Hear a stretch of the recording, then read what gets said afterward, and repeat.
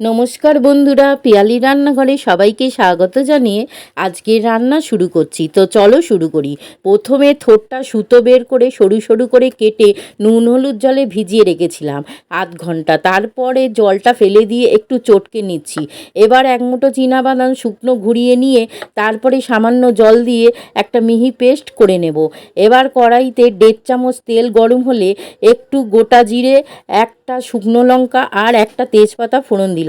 সুন্দর গন্ধ বেরোলে ছোট করে কেটে রাখা আলুটা দিয়ে দেব। তারপরে একটু ভাজা ভাজা হয়ে এলে থোড়টা দিয়ে নাড়াচাড়া করে 1/2 চামচ হলুদ, স্বাদ মতো লবণ, 1/2 চামচ জিরে গুঁড়ো দিয়ে সামান্য একটু জল দিয়ে অল্প একটু গ্রেট করা আদা দিচ্ছি।